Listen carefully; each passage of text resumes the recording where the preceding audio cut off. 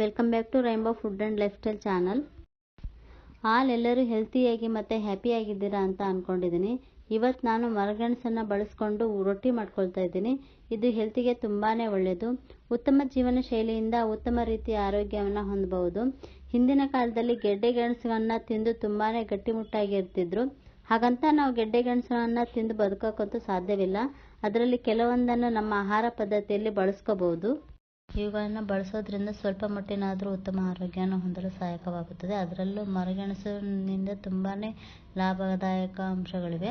Weight loss ಮಾಡಲು help ಆಗುತ್ತೆ. ಇದರಲ್ಲಿ ಅತಿ ಹೆಚ್ಚು ನಾರಿನಾಂಶ ಹೊಂದಿರುತ್ತದೆ. ಕಡಿಮೆ ಪ್ರಮಾಣದ ಕ್ಯಾಲೋರಿ ಅಂಶವನ್ನು ಹೊಂದಿರುತ್ತದೆ. ಕೆಟ್ಟ ಕೊಲೆಸ್ಟ್ರಾಲನ್ನು ಹೆಚ್ಚಾಗದಂತೆ ನೋಡಿಕೊಳ್ಳುತ್ತದೆ. ನಾವು ಸೇವಿಸಿದ ಆಹಾರ ಸರಿಯಾಗಿ ಜೀರ್ಣವಾಗಲು ಸಹಾಯಕವಾಗುತ್ತದೆ. ಅರ್ಧ ತಲೆನೋವು ಇರುತ್ತಲ್ಲ, ಅವರಿಗೆ ಹೆಲ್ಪ್ ಆಗುತ್ತದೆ. ಇದರ ಬೇರು ಅಥವಾ ಎಲೆಯನ್ನು 1 or 2 ಅವರ್ ನೀರಲ್ಲಿ ನೆನೆಸಿಟ್ಟು ಜ್ಯೂಸ್ ಮಾಡ್ಕೊಂಡು ಕುಡಿದ್ರೆ ಅರ್ಧ ತಲೆನೋವು ಕಡಿಮೆ ಆಗುತ್ತದೆ. ಹಾಗೆಯೇ ಬೇದಿ, ಅತಿಸಾರ, ಮಲಬದ್ಧತೆ ಅನೇಕ ರೋಗವನ್ನು ಗುಣಪಡಿಸುವ ಶಕ್ತಿಯನ್ನು ಹೊಂದಿದೆ.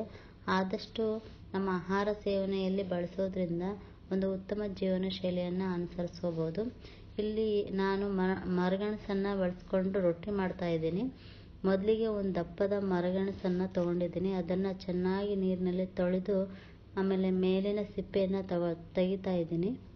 ಮೇಲಿನ ಸಿಪ್ಪೆ ತುಂಬ ಹಾರ್ಡಾಗಿರುತ್ತೆ, ಹುಷಾರಾಗಿ ತೆಗಿಬೇಕಾಗುತ್ತೆ. ಆಮೇಲೆ ಸಿಪ್ಪೆ ಎಲ್ಲ ತೆಗೆದ್ಬಿಟ್ಟು ಇದನ್ನು ತುರ್ಕೊಳ್ತಾ ಇದ್ದೀನಿ. ನೋಡಿ, ಈ ರೀತಿ ತುರಿದು ಇಟ್ಕೊಂಡಿದ್ದೀನಿ.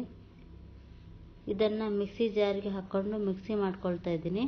ನೋಡಿ, ಈ ರೀತಿ ಮಿಕ್ಸಿ ಮಾಡ್ಕೊಂಡಿದ್ದೀನಿ. ಇದನ್ನು ಒಂದು ಬೌಲಿಗೆ ಹಾಕ್ಕೊಂಡು 1 ಟೀ ಸ್ಪೂನ್ ಜೀರಿಗೆ, 1.5 ಸ್ಪೂನ್ ಉಪ್ಪು, 4 ರಿಂದ 5 ಹಸಿಮೆಣಸಿನಕಾಯಿನ ಸಣ್ಣದಾಗಿ ಕಟ್ ಮಾಡಿ ಹಾಕ್ಕೊಳ್ತಾ ಇದ್ದೀನಿ.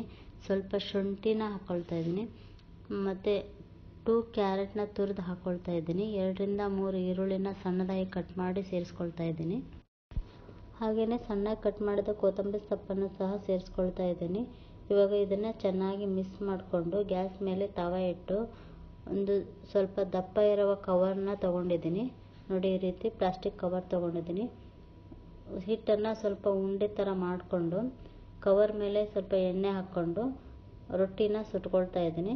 ನೋಡಿ, ಈ ರೀತಿ ನಿಧಾನವಾಗಿ ರೊಟ್ಟಿನ ಸುಟ್ಕೋಬೇಕಾಗುತ್ತೆ. ಕವರ್ ಮೇಲೆ ಹಿಟ್ಟನ್ನಿಟ್ಟು ನೋಡಿ ಈ ರೀತಿ ಮಾಡ್ಕೊಂಡಿದ್ದೀನಿ. ತವ ಕಾದ್ಮೇಲೆ ಸ್ವಲ್ಪ ಎಣ್ಣೆ ಹಚ್ಕೊಂಡು ತವಕ್ಕೆ ರೊಟ್ಟಿನ ತವದ ಮೇಲೆ ಹಾಕ್ಕೊಂಡು ಬೇಯಿಸ್ಕೊಳ್ಬೇಕಾಗತ್ತೆ. 2 ಸೈಡು ನಿಧಾನ ಉರಿಯಲ್ಲಿ ಬೇಯಿಸ್ಕೊಳ್ಬೇಕಾಗತ್ತೆ. ನೋಡಿ, ಈ ರೀತಿ ಬೇಯಿಸ್ಕೊಂಡು ಚೆನ್ನಾಗಿ ಬೇಯಬೇಕಾಗುತ್ತೆ. ಕಲರ್ ಕೂಡ ಚೇಂಜ್ ಆಗುತ್ತೆ ಬೆಂದರೆ. ನೋಡಿ, ಈ ರೀತಿ ಬೇಯಿಸ್ಕೊಂಡ್ರೆ ಸೂಪರಾಗಿರೋ ಮರಗೆಣಸಿನ ರೊಟ್ಟಿ ರೆಡಿ ಆಗುತ್ತೆ.